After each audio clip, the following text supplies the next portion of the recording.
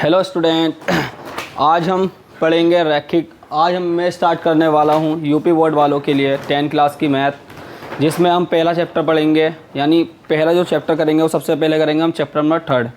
पहला चैप्टर मैं करा ही रहा हूँ इंग्लिश मीडियम वालों के लिए, तो पहला चैप्टर की जो मेरी इंग्लिश मीडियम की वीडियो चल रही है वो देख लो। वो और ये सेम है। यूपी बोर्ड से सेकंड चैप्टर कट चुका है, तो इसलिए सेकंड चैप्टर मैं बाद में कराऊंगा। तो अब हम क्या स्टार्ट करेंगे, चैप्टर नंबर 3। चैप्टर नंबर 3 में ये देखो क्या है। ये पूरी वीडियो यूपी बोर्ड वालों के लिए रहेगी, हिंदी में रहेगी। देखो, दो चर वाले रैखिक समीकरण युग्म, यानी दो चर वाले रैखिक समीकरण युग्म जो है ये हमारे चैप्टर का नाम है, यानी पार्ट का नाम है हमारे दो चर वाले रैखिक समीकरण। अब देखो चर क्या होते हैं, चर को समझ लो। चर का मतलब होता है ABCD के अंदर, यानी A to Z के अंदर कोई सा भी एक अक्षर आ जाए वो क्या होता, चर होता। जैसे मान लो X Y A B कुछ भी आ जाए तो वो क्या होता, हमारा एक चर होता। अब ये दो चर की बात करिए तो दो चर एक साथ आएंगे, यानी X और Y दोनों आएंगे, या A + B दोनों साथ में आएंगे। यानी दो चर की बात है तो ये क्या आएगा, दो चर साथ में आएंगे। और बात क्या करिए रैखिक समीकरण युग्म का मतलब, अब रैखिक का मतलब क्या होता है, रैखिक का मतलब होता है A to Z में कोई भी चर जो दिया हुआ है हमें, मान लो X दिया हुआ है तो इसकी पावर हमेशा 1 रहेगी, यानी इसके ऊपर 2 नहीं लगेगा। रैखिक का मतलब होता है 1, या तो 1 रहेगी या फिर सिंपल X रहेगा। Y पे या तो 1 रहेगी या फिर सिंपल Y रहेगा। एक को हम लिखते नहीं है, तो रैखिक का मतलब हो गया एक चर, मतलब रैखिक का मतलब हो गया जो X की घात या Y की घात होगी वो 1 रहेगी। और जो तुम्हारा दो चर का मतलब हो गया हमेशा X या Y आएगा या A या B आएगा, कोई सी भी ABCD में से आ सकता है। अब देखो इसी को हम रैखिक चर बोलते हैं, रैखिक दो चर वाले रैखिक समीकरण का युग्म। और एक चीज़ और समझो इसके अंदर, ये जो कुछ भी करेंगे हम वो करेंगे हम ग्राफ के ऊपर, यानी इस पूरे जो चैप्टर में इस्तेमाल होगा वो ग्राफ का होगा। इसके अंदर हम कई विधियाँ पढ़ेंगे, प्रतिस्थापन विधि पढ़ेंगे, विलोपन पढ़ेंगे, ब्रज गुणक पढ़ेंगे, और जी तुम्हारा ग्राफीय विधि पढ़ेंगे। सारी विधि इसी के अंदर पढ़ेंगे और हम ग्राफ भी बनाएंगे। तो अब ग्राफ को भी समझ लो। ये जो लाइन होती है इस वाले पे आता है हमारा x अक्ष, ये आती है हमारी y अक्ष। ये नीचे को चलेंगे हम 0 से तो आ जाएगा y डैश अक्ष, 0 से इधर चलेंगे तो हम आ जाएगा x डैश अक्ष। अब देखो जहाँ जहाँ डैश लगा हुआ होगा वहाँ वहाँ निगेटिव, यानी अगर हम 0 के राइट में यानी सीधा हाथ को इधर को चलेंगे तो 1 2 3 4 कितनी भी हो सकती हैं। 0 से अगर ऊपर को चलेंगे तो 1 2 3 4 कितनी भी हो सकते हैं। और 0 से हम इधर यानी लेफ्ट में चलेंगे तो -1 -2, यानी जिधर डैश होगा वहाँ पे आएगी वैल्यू नेगेटिव यानी नकारात्मक आएगी, और जहाँ का डैश नहीं होगा वहाँ आएगी धनात्मक, सही है, यानी पॉजिटिव। अब यहाँ चलेंगे तो हम -1 -2 इस तरीके से ग्राफ आएगा। हमें दो चर वाले रैखिक समीकरण युग्म करने हैं तो हमें x की और y के अलग अलग दो मान निकालने पड़ेंगे, तब हम इस पर ग्राफ बनाए पड़ेंगे। तो देखो हम पहला क्वेश्चन स्टार्ट करते हैं इसके अंदर।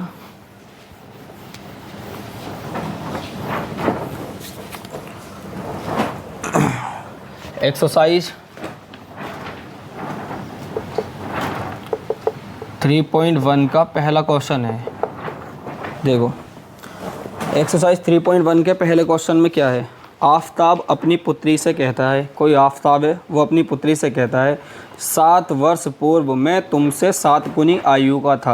यानी 7 वर्ष पूर्व का मतलब हो गया पहले। अगर वो 7 वर्ष पहले अपनी बेटी से कितना था, 3 गुनी आयु का था। अब से 3 वर्ष बाद, यानी अब जो वर्तमान में उसकी उम्र है उससे 3 वर्ष बाद मैं तुमसे केवल 3 गुनी आयु का रह जाऊँगा। यानी उससे वो अपनी बेटी से कितनी गुनी आयु का रह जाएगा, 3 गुनी आयु का रह जाएगा। क्या यह मनोरंजक है, इस स्थिति को बीजगणितीय एवं ग्राफीय में रूप में व्यक्त करना है हमें। यानी बीजगणितीय का मतलब हो गया हमें x और y की समीकरणें बनानी है, ग्राफीय का मतलब हो गया हमें जैसे ग्राफ पे भी बनाना है, ग्राफ पे भी बनाना है। अब देखो हम इसे करते हैं। सबसे पहले लिख लेंगे आफताब, उसके नीचे लिख दिया हमने उसकी पुत्री। देखो आफताब एंड पुत्री। अब देखो आफताब की कंडीशन लिखेंगे हम, यानी चरण 1 में हमने लिख दिया आफताब, आफताब। देखो आफताब और एक उसमें लिख दिया पुत्री। ये 9th में आपने बॉक्स बनाते भी होंगे इस तरीके से। अब देखो आफताब लिखा, अब हमने लिख दिया वर्तमान, वर्तमान आयु। अब आफ़ताब की वर्तमान आयु हमने क्या मान ली, x मान ली, उसकी पुत्री की हमने y मान ली। अभी हमें दो चर मिल गए और इनका रैखिक युग्मी बन गया, क्योंकि इसकी पावर भी 1 है और इसकी पावर भी 1 है। उसके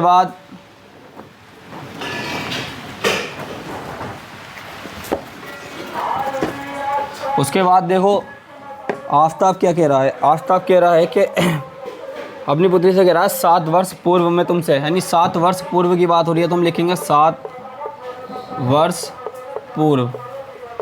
7 वर्ष पूर्व लिख दिया तो ये हो जाएगा x में से 7 माइनस करेंगे तो 7 वर्ष पूर्व। अब उसकी पुत्री भी 7 वर्ष पूर्व हो जाएगी, तो y माइनस, यानी वर्तमान में से हम क्या कर देंगे, 7 को माइनस कर देंगे। उसके बाद कह रहा है कि 3 वर्ष बाद में तुमसे, तो 3 वर्ष बाद भी लेंगे हम, तो 3 वर्ष बाद,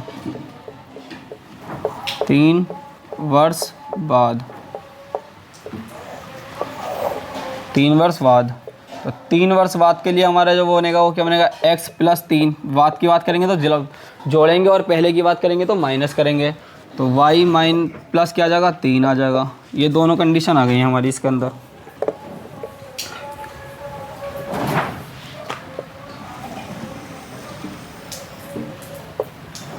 ये आ गई दोनों कंडीशन। इसमें इंक ख़त्म हो गई, इंक डालता हूँ, 2 मिनट रुको।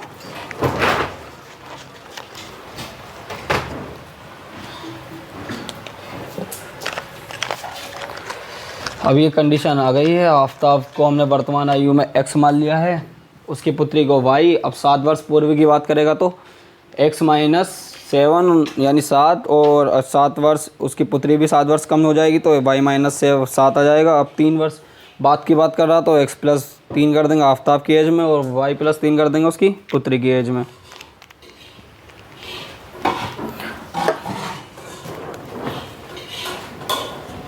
देखो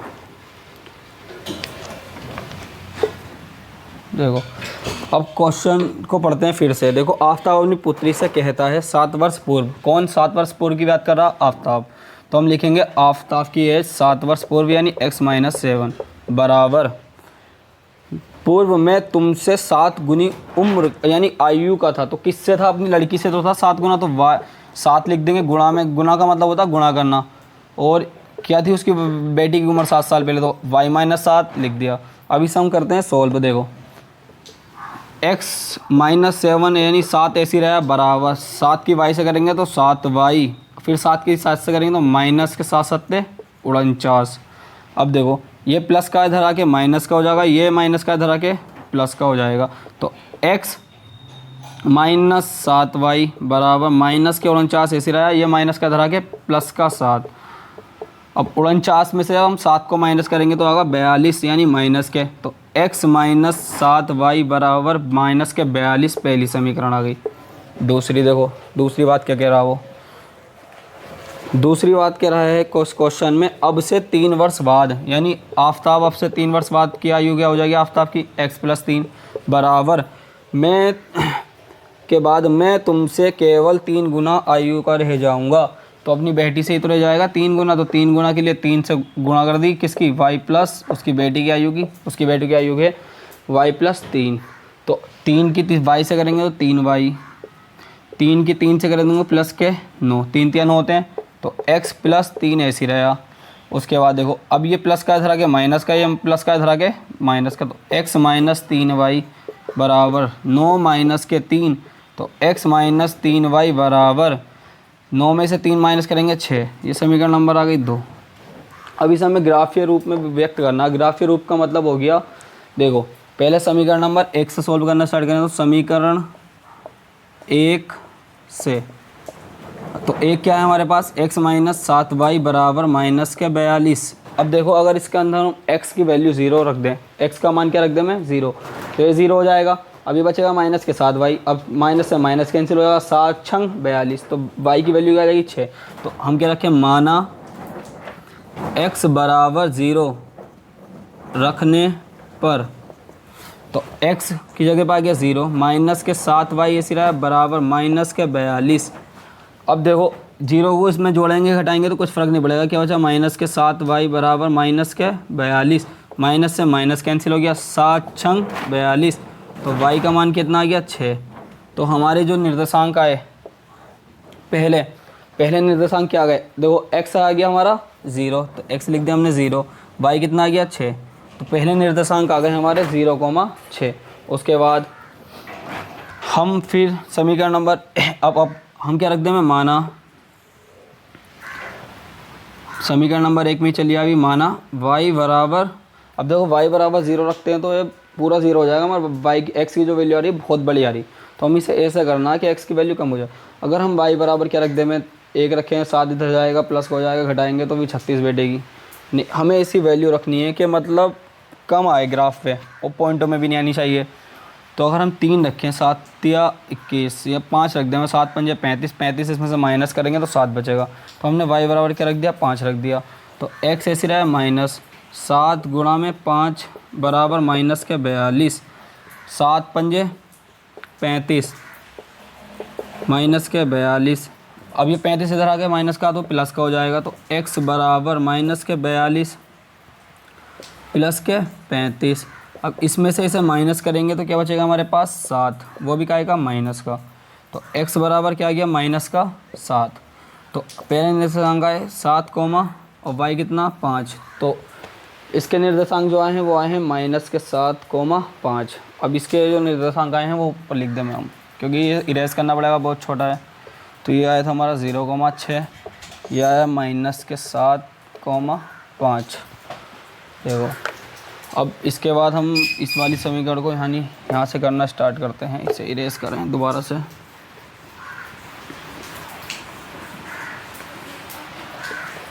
अब देखो, अब हम इस वाली समीकरण को सॉल्व करेंगे। क्या है समीकरण नंबर 2 से, यानी समीकरण नंबर 2 से क्या है, x माइनस के 3y बराबर 6। अब इसे भी रेस कर दो।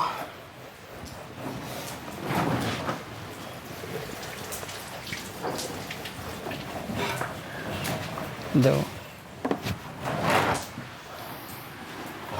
अब x का मान अगर हम 0 रख दें, माना x बराबर 0 रखने पर, तो x 0 हो गया, माइनस के 3y बराबर 6।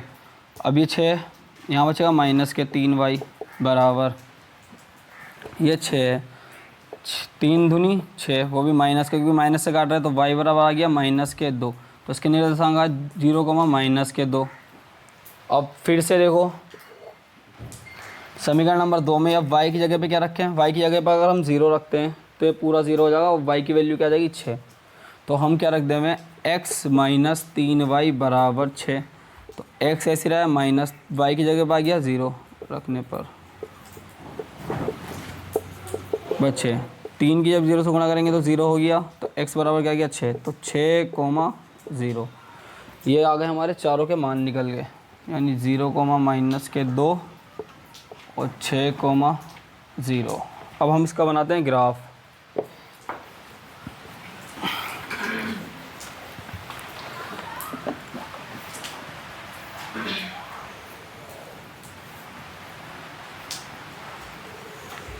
देखो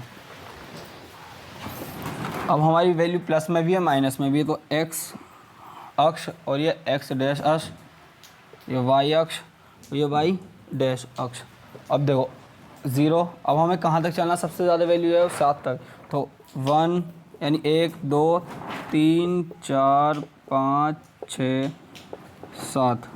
उसके बाद माइनस का 1, माइनस का 2, माइनस के 3, माइनस के 4, माइनस के 5, माइनस के 6 और माइनस के 7। उसके बाद 1 2 3 4 5 6 7। अब माइनस का 1, माइनस के 2, माइनस के 3, माइनस के 4, माइनस के 5, माइनस के 6, माइनस के 7। अब देखो पहली ये होता हमारा x, ये होता हमारा y, ये भी x, ये भी y, ये x, ये y, ये x और ये y। अब देखो x पे क्या चलेंगे हम 0, तो x पे तो 0 आ गए, फिर y पे क्या है हमारा 6, तो y पे 6 चलेंगे, यहाँ पर बन गया पहला पॉइंट।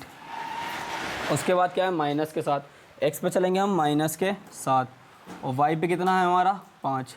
अब देखो y पे है हमारा यहाँ पे 5, तो हम यानी यहाँ इसके सामने चले यहाँ, तो ये यहाँ से समथिंग में इतना उठेगा, ये आ गया, एक पॉइंट बन गया हमारा ये, सही है। नीचे बनेगा थोड़ी ये 5 के सामने। अब इस वाले पॉइंट को इस वाले से मिलाना है, तो ऐसे करके हम स्केल से लाइन खींचना। मेरे पास तो स्केल है नहीं, बहुत बहुत इतनी बड़ी स्केल आएगी भी नहीं।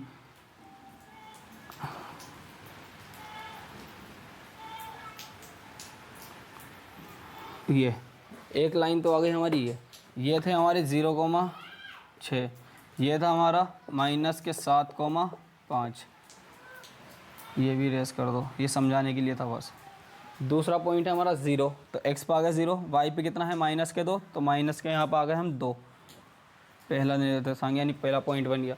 उसके बाद x पे हैं हम 6 आ गए, y पे 0, तो यही रहेगा। तो एक निर्देशांक बना हमारा ये, तो इस वाली को